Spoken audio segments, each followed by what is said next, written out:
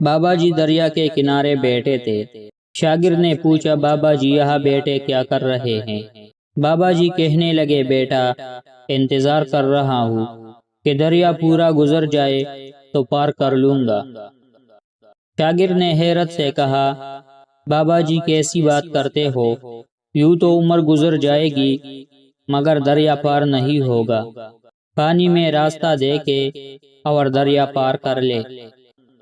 یہ سن کر بابا جی مسکرائے اور بولے، بیٹا جس طرح تم نماز اور نیکیوں کے بارے میں کہتے رہتے ہو کہ پہلے کچھ ذمہ داریاں اور ضروری کام نمٹا لوں، ابھی تو عمر پڑی ہے، پھر ادا کر لوں گا۔ تو یاد رکھو، یہ ضروری کام اور ذمہ داریاں دریا کا پانی ہے۔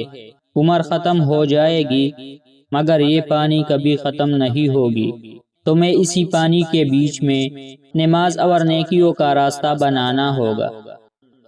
غلطیوں کی تلافی ہوتی ہے، گناہوں کی سزا ہوتی ہے، جبکہ زیادتیوں پر عذاب آتا ہے، صرف عذاب۔ کبھی کبھار حق پر ہونے کے باوجود ہمیں خاموش رہنا پڑتا ہے، اس لیے نہیں کہ ہم ڈرتے ہیں، اس لیے کہ ہمیں رشتے بحث سے زیادہ پیارے ہوتے ہیں۔ تنہائی یہ نہیں کہ آپ ویرانے میں اکیلے ہیں، بلکہ تنہائی یہ ہے کہ آپ بڑے شہر میں اکیلے ہو۔ کچھ نہ سمجھنا غلط سمجھنے سے بہتر ہے۔ کل تک میں دنیا کو بدلنا چاہتا تھا اور میں بہت ناکام تھا۔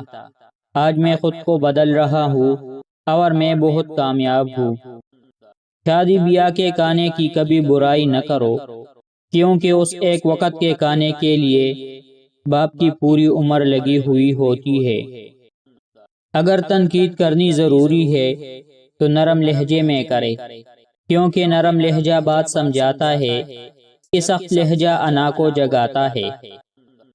جو گمراہی کے بعد ہدایت پانے کی قدر کرتا ہے اور زیادہ سے زیادہ نیکیاں کرنے میں لگا رہتا ہے، اسے ماضی کے گناہ غم زدہ نہیں کر سکتے۔